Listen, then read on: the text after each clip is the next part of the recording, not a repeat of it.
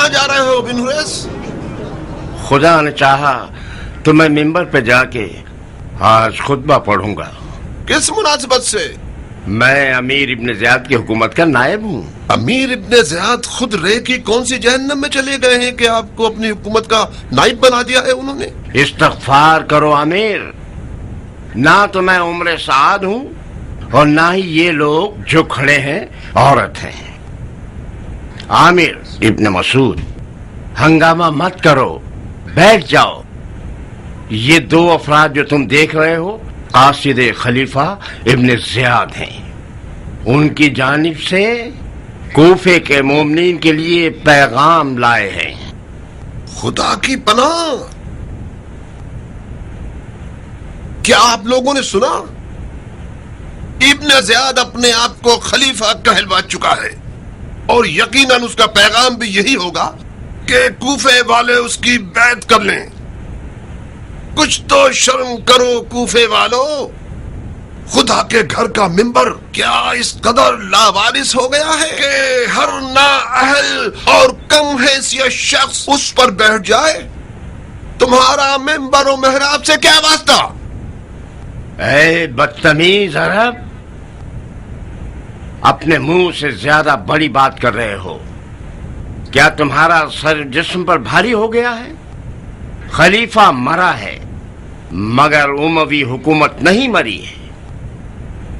امویوں کے پاس ڈھنگ کے لوگوں کی کمی نہیں ہے۔ تم کیا سمجھتے ہو کیا تمہارے جیسے لوگ جو آل زبیر کے کرائے کے پلے ہوئے ہیں وہ لوگ آل امیہ کے خلاف سر اٹھا سکتے ہیں؟ جاؤ اپنی جگہ پر بیٹھ جاؤ عامر، فتنہ برپا مت کرو۔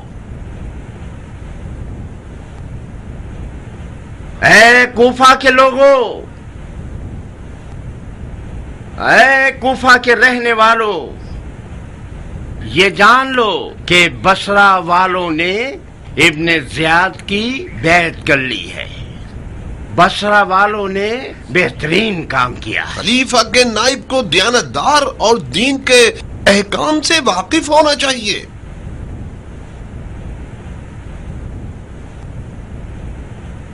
میں ایک شکی انسان ہوں بن حریث، 3 اور 4 رکعت میں شک ہو جائے تو کیا کرنا چاہیے؟ شکی انسان تو انسان نہیں ہوتا۔ تمہاری نماز پر افسوس ہے عامر، جبکہ تم نماز میں ہر چیز اور ہر کسی کے بارے میں سوچ سکتے ہو سوائے خدا کے۔ خلیفہ کے امیر کو معیشت اور امن و امان کی فکر کرنی چاہیے، سمجھے؟ یہ شکیات نماز، مبطلات وضو، یہ احکام نجاست اور محرمات اور مطہرات کے مسائل ان علماء سے پوچھنے چاہیے جنہوں نے دینی دروس پڑھے ہوں۔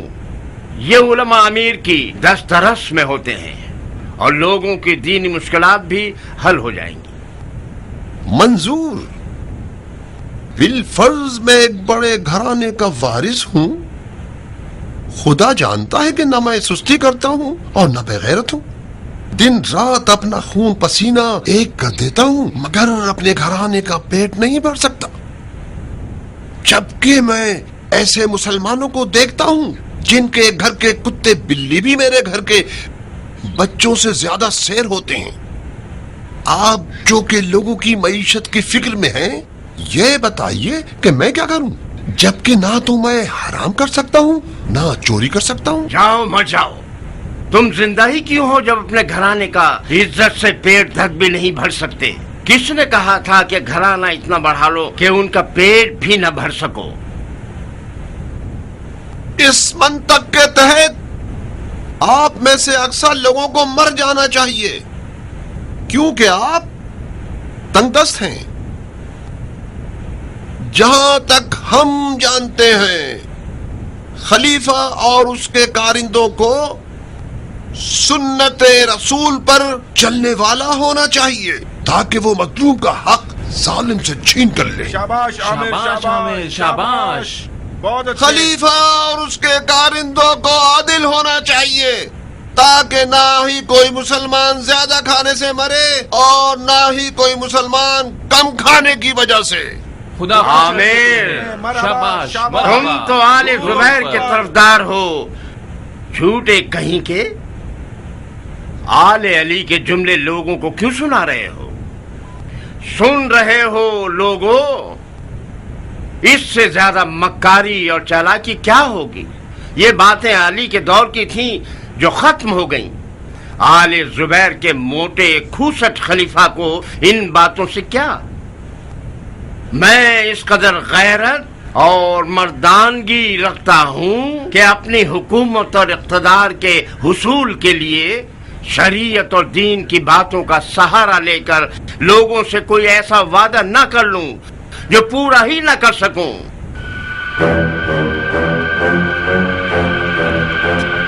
खुदा के घर के मिंबर को नजिस मत करो मलाउन, नीचे उतरो। यजीद तो मर गया मगर उसके कुत्ते अब भी लोगों की जान नहीं छोड़ रहे। कूफियों को उमवी खलीफा नहीं चाहिए, खलीफा जुबैरी चाहिए।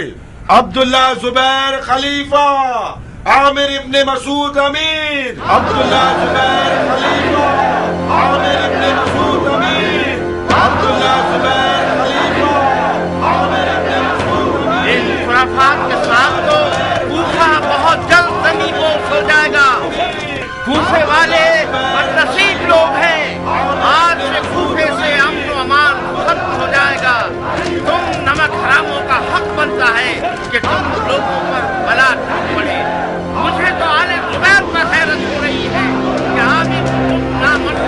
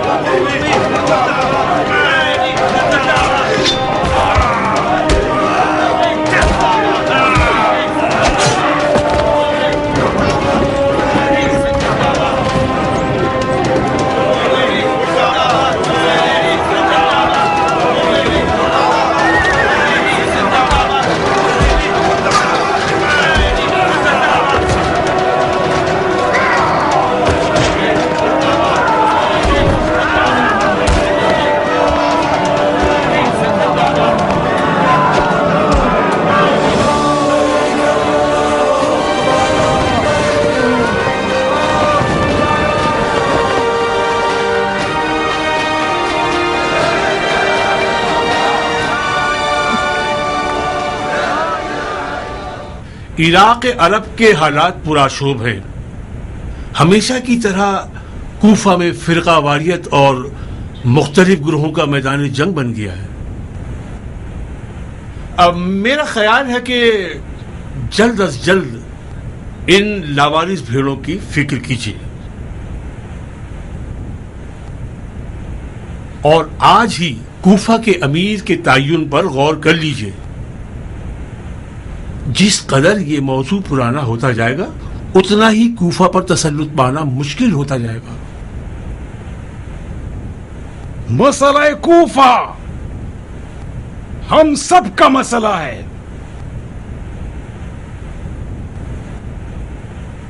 हमारे ख्याल से वो वाहिद आदमी जो कूफे के मामलात को बआसानी संभाल सकता है वो है अबू इसहाक, जो इराक को भी अच्छी तरह से जानता है और कूफे की तकरीबन पूरी अक्सरियत का महबूब है और कुछ उधार भी है जो हमारे सर पर है।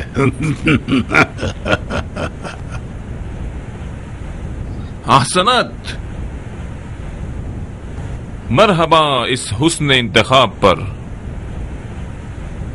खुदा की कसम आपने बेहतरीन इंतखाब किया है। कूफियों की अक्सरियत अबू इसहाक को बहुत चाहते हैं, खास तौर पर तवाबीन, जो कि बेशक इनके हम आवाज हैं। बहुत बहुत मुबारक हो मुख्तार, बेशक आप कूफा के अमीर होने के लायक हैं। बहुत खूब, अबू इसाक, वादा वफा कर दिया हमने।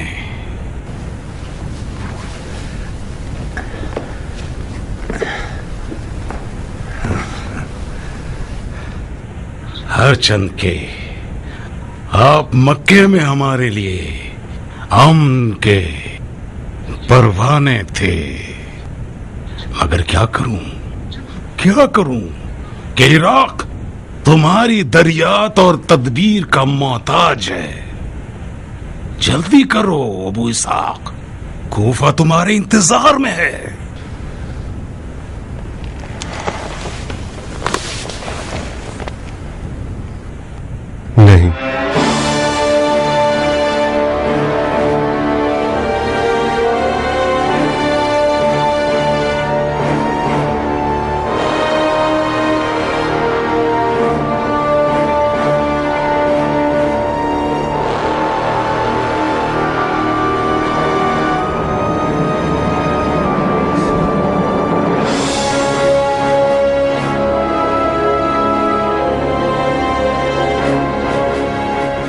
नहीं, गुजारिश है कि मुझे माफ रखें।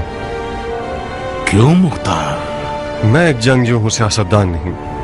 जैसा कि आपने फरमाया कि कूफा को एक समझदार और सियासतदान अमीर की जरूरत है ताकि समझदारी और होशियारी से कूफियों पर कामयाब हो सके। मैं खुद जानता हूँ कि मेरे पास ऐसा कोई हुनर नहीं। तुम इनकिसारी दिखा रहे हो मुख्तार, इनकिसारी से काम ले रहे हो। तुम्हें याद नहीं कि तुम्हारी हमसे बैत करने की शर्त इराक की हुकूमत थी? वो शर्त सिर्फ एक सवालिया निशान था आपको पहचानने के लिए। मैं ये जानना चाहता था कि आपकी नजर में मुख्तार की क्या कदर और कीमत है, बस इतना ही। मेरी हुकूमत का तख्त घोड़े की जीन है और मेरी राया तलवार। मैं फौजी लिबास में बड़ा हुआ हूं और मेरी जबान एक जंगजू सिपाही की दो टोक और सख्त जबान है। हुकूमत करने के लिए एक नर्म, मीठी और रंग बरंगी जबान चाहिए। ये वो सबक है जो मैंने खुद आपसे सीखा है। तो फिर बेहतर यही होगा कि मैं मक्का में आपके हुजूर में ही रहूं। बहुत खूब मुख्तार। नहीं, अब कौन है जो कूफे की हुकूमत के लिए मुनासिब होगा? हाँ, जाहिरन कूफे वालों ने इस खत में एक शख्स का इंतखाब किया। बेहतर है कि खलीफा उनकी राय को भी देख ले। किसका इंतखाब किया है? आमिर इब्न मसूद का। हाँ, आमिर इब्न मसूद। हाँ, एक दीनदार और खैर खा इंसान है, मगर सिर्फ दीनदार और खैर खा है। क्या वो कूफे जैसे शहर से निमट सकता है? हाँ, मुझे बैद लगता है। कुछ अरसे उसे मोहलत दे दीजिए कि वाली कूफा बन जाए। अगर वो लायक और समझदार निकला तो बहुत खूब, न हुआ तो एक जिम्मेदार इंसान को कूफे की हुकूमत के लिए चुन लीजिएगा। जनाब खलीफा, कूफियों की राय पर एतमाद करना कूफा के लोगों को आले जुबैर का चाहने वाला बना देगा। अच्छी राय है, अगरचे हमें लगता है कि मुख्तार कूफे की हुकूमत के लिए सबसे उगला है। हैफे कि उसने मना कर दिया। हैफे।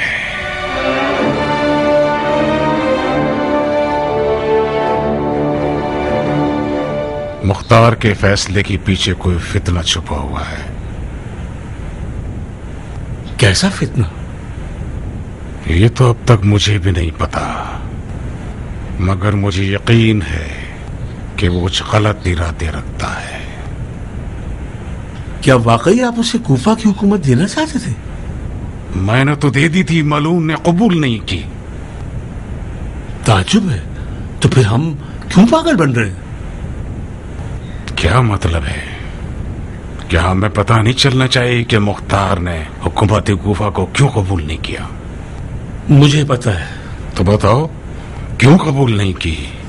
पहले मुझे बताइए कि क्या इरादा था आपका, फिर मैं बताऊंगा कि उसने क्यों कबूल नहीं की। मेरा तो कोई ऐसा इरादा नहीं था। इस तरह तो मुझे भी कोई इल्म गैब नहीं है जनाब अमीर कि मुख्तार ने हुकूमत कूफा को क्यों कबूल नहीं किया, और वाकई कैसे जान सकता हूं मैं? तो फिर किस काम के हो तुम? अगर मुझसे इतनी बातें छुपाएंगे तो मैं भी किसी काम का नहीं हूं। आप फौरन हुक्म दे सकते हैं कि मुझे फारिग कर दिया जाए और मुसलमानों की बैतुल माल को मुझ जैसे शख्स पर हराम ना करें जो किसी भी काम का नहीं। तुम ऐसा क्यों सोचते हो कि मैं तुमसे कुछ छुपा रहा हूं? क्योंकि रोज़ रोशन की तरह वाज़ेह है, हुकूमत कूफा के लिए मुख्तार को चुनना हरगिज सोचा समझा और माकूल फैसला न था न है। आप तो जानते हैं कि अगर मुख्तार कूफा पहुंच गया तो नौजुबिल्ला खुदा भी उसे नहीं रोक सकेगा। तो फिर आप उसे किस तरह कूफा भेज सकते हैं, सिवाय इसके कि आप उसे धोखा देने के लिए भेजना चाहते थे, या फिर मक्का और कूफा की राह में उसका किस्सा तमाम करना चाहते थे।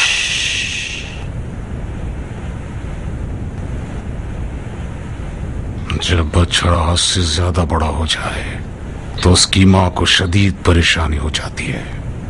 अभी बहुत वक्त लगेगा तुम्हें एक समझदार सियासतदान बनने में। यहाँ तो सिर्फ मैं और आप हैं, और इसके अलावा खुदा भी। वाकई तुम किसी काम के नहीं हो। बेनसहाल एक राज जब जबान पर जारी हो गया तो वो राज नहीं रहता, हरफ्याम हो जाता है, फैल जाता है।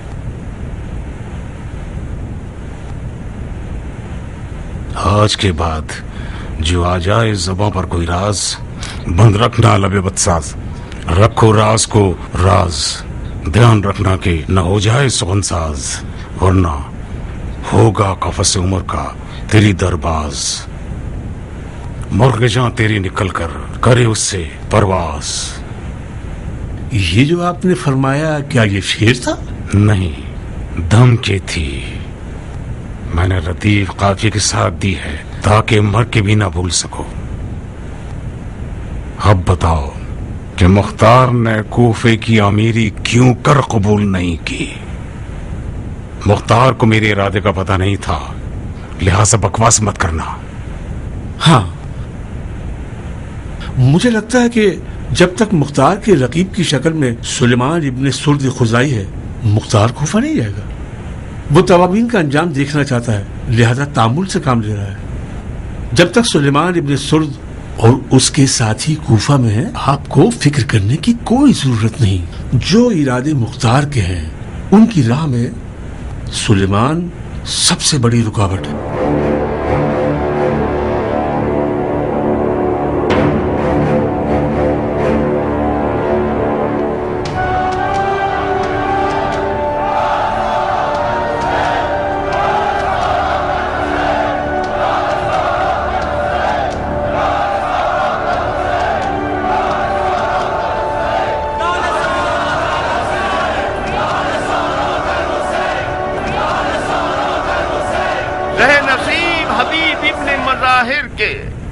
ज़हे नसीब मुस्लिम इब्ने उसजा के, ज़हे नसीब उन लोगों के जिन्होंने अपने आप को इश्क के काफिले से मिला दिया, और वाह हो हमारे हाल पर के जो नफ्स अम्मारा के हाथों जलील हो गए।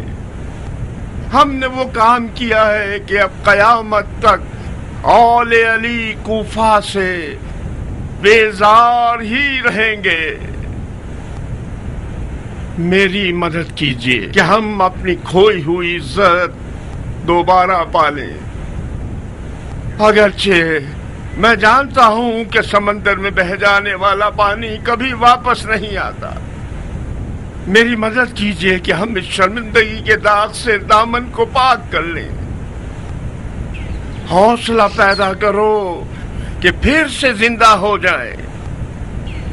मैंने सुना है कि बाज कूफियों ने आले जुबैर के लिए बैत तलब की है, میں جو کہ تواب ہوں خون حسین کا انتقام لینا چاہتا ہوں. جہاں تک آل زبیر میری رکاوٹ نہیں بنیں گے مجھے بھی ان سے کوئی سروکار نہیں. آج میرا جہاد ہے قصاص، قصاص ہے قاتلان حسین، اور آرزو ہے راہ حسین میں مر جانا. تم بالکل ٹھیک ڈر رہے ہو کیان. یہاں تو ایک اجتماعی خودکشی کی بو آ رہی ہے. یہ آگ اپنے آپ کو جلانے والی ہے، دشمن کو جلانے والی نہیں. واقعاً مختار کی سخت ضرورت ہے. کبھی کبھار ابو اسحاق اور اس کے ان کاموں پہ شدید غصہ آتا ہے مجھے، اس قدر کہ میرا دل کرتا ہے اپنا سر دیوار سے ٹکرا دوں. نہ جانے کس امید پہ مکے میں رکا ہوا ہے. یہ ہمارے خوابوں کے پورا ہونے کے لیے بہترین وقت تھا. صبر سے کام لو کیان. جس مختار کو میں جانتا ہوں وہ کسی بیکار بنجر زمین پر کبھی قدم نہیں رکھتا. بہتر ہے توابین کے انجام تک مختار مکہ ہی میں رہے. کیوں بن کامل؟ کیونکہ وہ سلیمان کے سامنے نہیں آنا چاہتا. تم نے سنا نہیں؟ سلیمان کو حکومت سے کوئی سروکار نہیں ہے. مختار اس روش کے سخت خلاف ہے. یزید ملعون جو واقع کربلا کا اصل مسبب تھا واصل جہنم ہو گیا. بعد یزید ستمگر ابن زیاد خبیث اور اس کے کارندے ہیں. اس قدر اس شقی القلب قوم سے جنگ کروں کہ بفضل خدا شہادت سے ہمکنار ہو جاؤں. جو بھی میرا ہم عقیدہ اور ہمدرد ہے اس بیکار دنیا سے اپنا دل اکھاڑ لے اور قافلہ کربلا کا مسافر ہو جائے.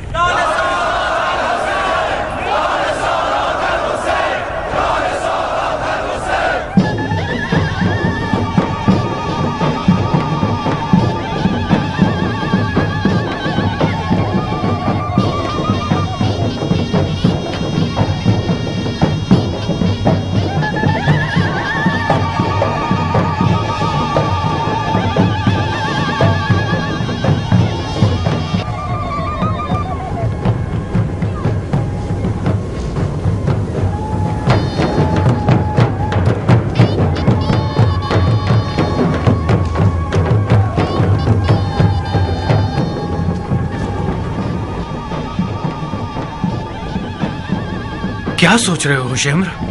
میں حیران ہوں عمر. خدا کے کارناموں اور زمانے کی گردش سے حیرت زدہ ہو کر رہ گیا ہوں. عامر کی ہوا کی مانند آئی ہوئی حکومت کتنی عجیب ہے نا. ایک شخص تمہاری طرح ساری عمر طلب حکومت میں تڑپتا رہتا ہے اور ایک شخص عامر کی طرح رات کو سوتا ہے، صبح اٹھ کے دیکھتا ہے تو پتہ چلتا ہے کہ امیر بن گیا. عامر کی امیری زیادہ چلنے والی نہیں ہے، وہ ہوا کے جھونکے کی طرح ہے. تو پھر اس کی بیعت کیوں کرنا چاہتے ہو؟ تم کیوں بیعت کر رہے ہو؟ میں آل امیہ کی ٹھوکر کھایا ہوا ہوں عمر.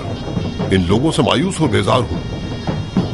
مجھے تو مشکل ہی لگتا ہے کہ بنی امیہ کے پاس کوئی ایسا لائق انسان بچا ہو جو معاویہ کی حکومت کو زندہ کر سکے. میں اپنی جان کے خوف سے بیعت کر رہا ہوں. توابین کے غصے سے بچنے کے لیے مجھے مجبوراً آل زبیر کی پناہ لینی ہوگی. کوفے سے باہر کیوں نہیں جاتے عمر؟ چلا جاؤں؟ کہاں چلا جاؤں؟ وہیں جہاں ابن زیاد گیا ہے، شام. تم بھول گئے کہ کس طرح جھوٹی جنتیں دکھا کر ہمیں استعمال کیا. یعنی پھر سے بیوقوفی کروں تاکہ یہ حرامزادہ ابن زیاد میرے سر پہ سوار ہو جائے. ہرگز نہیں. اگر مختار مکہ میں نہ ہوتا تو میں خانہ کعبہ میں پناہ لے لیتا.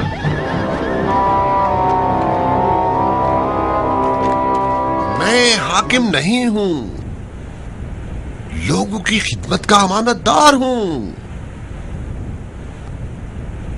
آپ لوگوں نے بڑی سمجھداری کا کام کیا کہ لوگوں کے ساتھ ہم آواز ہو گئے اور بیعت کا ارادہ کر لیا. لوگ فرقہ واریت سے تھک گئے ہیں.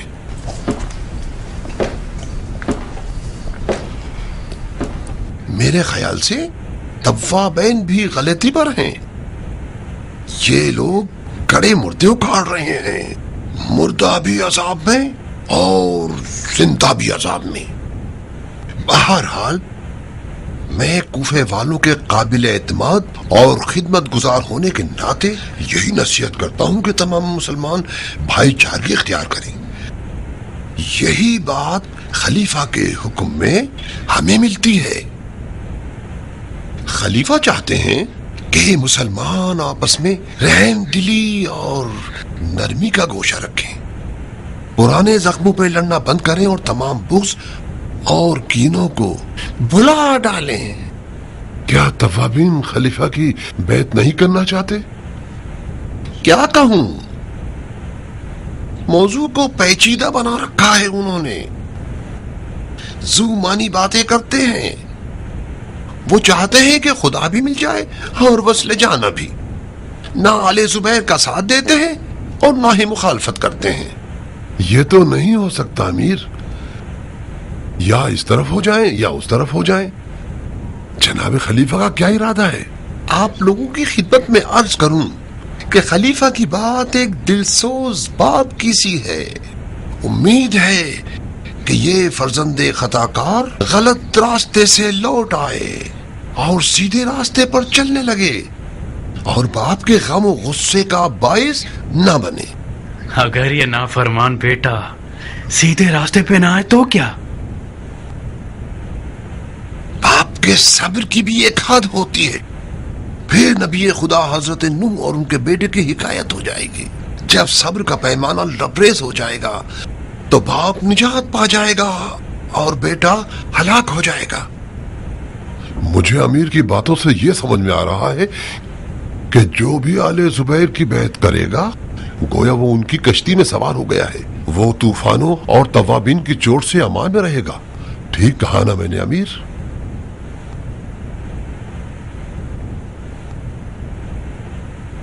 کوئی مذاق کی بات نہیں ہے شمر،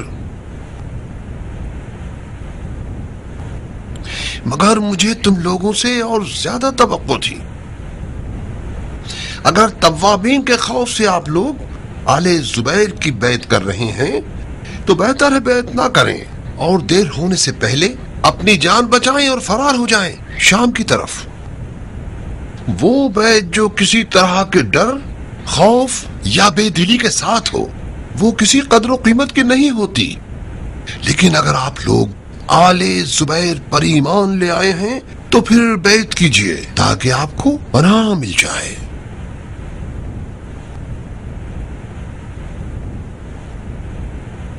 میں اپنی بیعت کی اپنے خون سے ضمانت دیتا ہوں.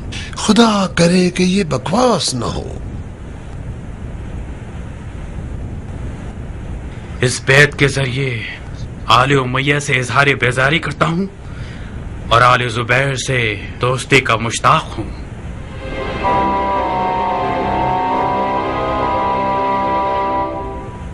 اے تباب بھائیو، واقع کربلا کے بعد سرغنہ مسببین نے ابن زبیر کے والی کوفہ سے بیعت کر لی ہے.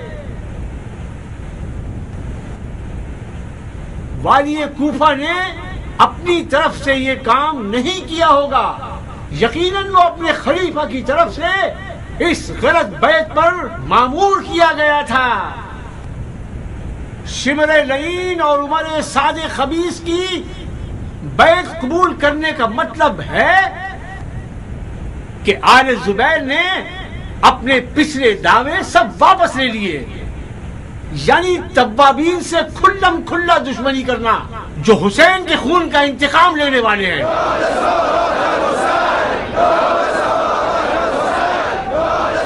اگر یہی تماشے رہے کہ ہر چند عرصے میں کوئی طاقت کا بھوکا، منحرف اور لالچی شخص کھڑا ہو کر دین کے نام پر بدترین اور سب سے گری ہوئی حرکتوں کا مرتکب ہو جائے اور جہاں تک ہو سکتا ہے مسلمانوں کے مال و ناموس کو لوٹتا رہے، اور ایک مسلمان حکمران ان سب باتوں کو نظر انداز کر کے اسے پناہ دے دے، تو ایسے تو کوئی مسئلہ حل ہونے والا نہیں ہے.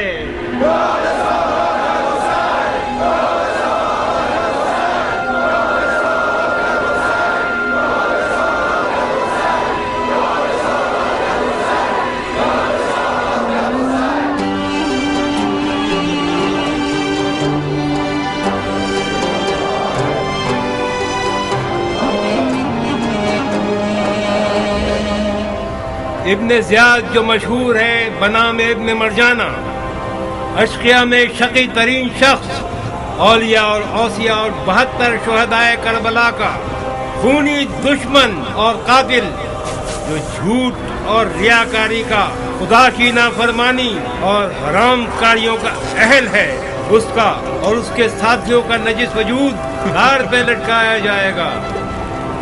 یہ کون سی مسخرہ آمیز محفل ہے؟ یہ کون سی فضول باتیں پڑھ کر سنا رہے ہو؟ میں تھک گیا ہوں، جلدی سے اس تماشے کو ختم کرو مختار۔ میں کہتا ہوں یہ تماشا بند کرو۔ کیف انتقام تو تب ہے جب تم اپنی تلوار کو خون سے غسل دو گے۔ اپنی بکواس کو عمر جان کا زہر مت بناؤ۔ تم خود اچھی طرح جانتے ہو کہ میں خون اور خون ریزی کا عاشق ہوں، چاہے مروں یا مر جاؤں۔ مختار جان، مجھے وہ روٹی کھلا کے مارنا جو ملک کے رے کی گندم سے پکی ہو، یا چاہے اس کے کچھ بھوسی ٹکڑے ہی مجھے دے دو کہ وہ کھا لوں۔ اے مختار، مجھے غور سے دیکھو، میں وہ شقی ہوں جس نے اس نیک سپہ سالار کا خون اپنے ان ہاتھوں سے بہایا جس کا کوئی یاور نہ تھا۔ مجھے کھولتے ہوئے پانی کی دیگ میں پھینک دو۔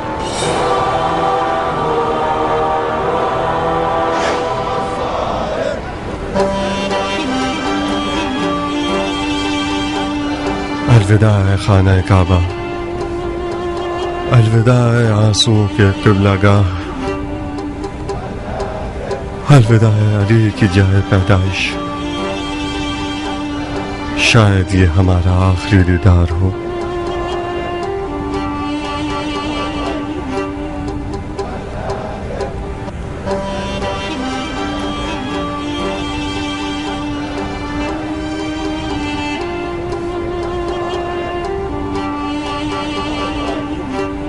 خانہ کعبہ کا طواف قبول ہو مختار۔ آپ کا طواف بھی قبول ہو بھائی۔ ارکان پورے نہیں کرو گے؟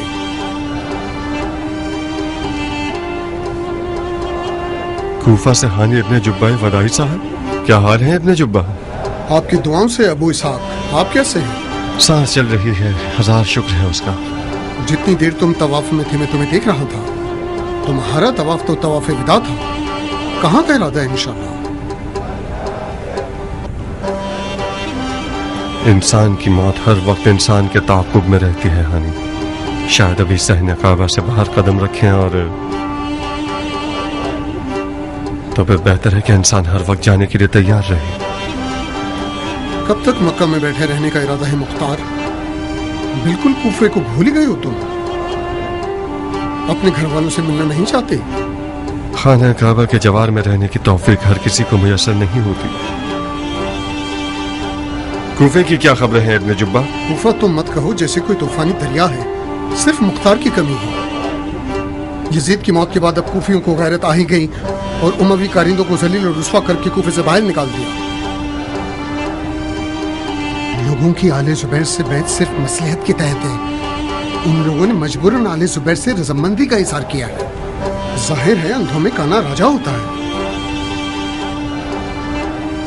اگر تم کوفے میں ہوتے تو کم از کم لوگ عامر ابن مسعود کی طرف نہ جاتے۔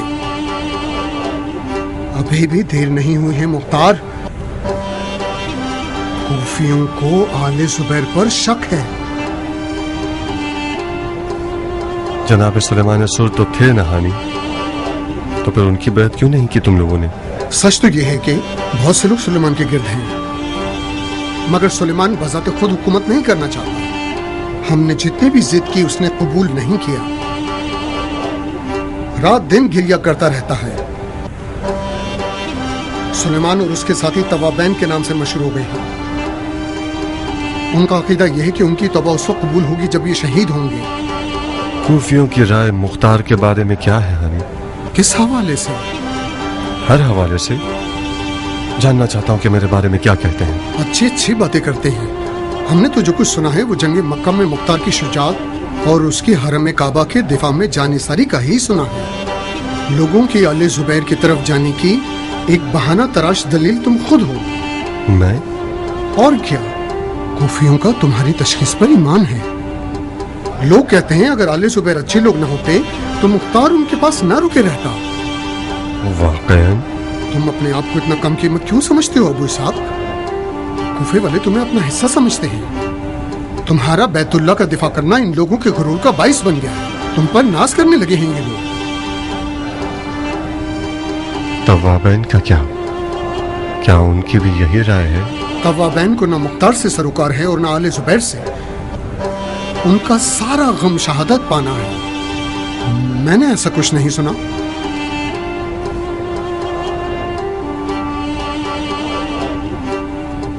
مختار، ہاں، تمہارے خیال سے یہ آل زبیر کیسے لوگ ہیں؟ کس حوالے سے؟ دین، شریعت، طریقت اور صلاحیت کے حوالے سے۔ کیا واقعی میں دین کا درد ہے بھی یا صرف ریاست کے بھوکے ہیں؟ فقط خدا ہی اندر کے راز سے واقف ہے، ہمیں کیا پتا؟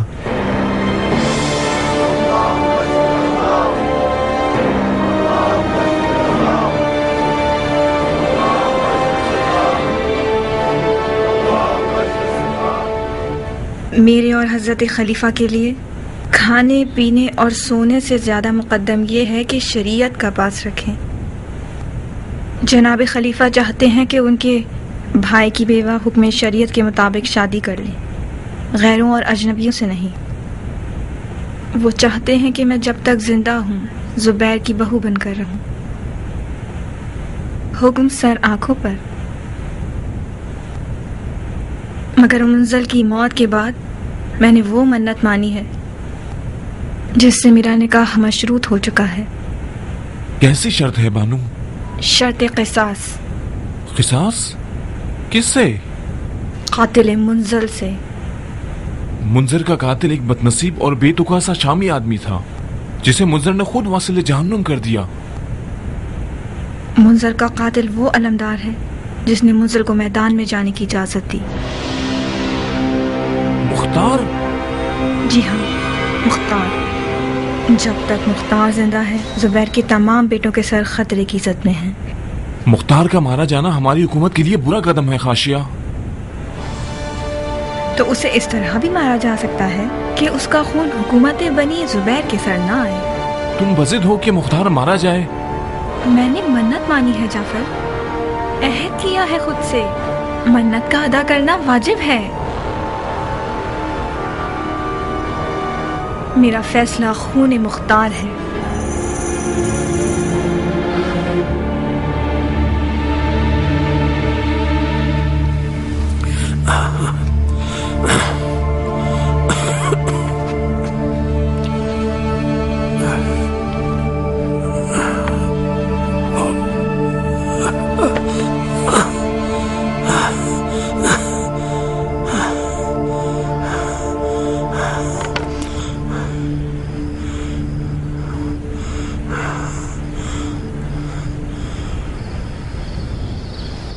پروردگارا تجھی سے دل اطمینان کا باعث ہے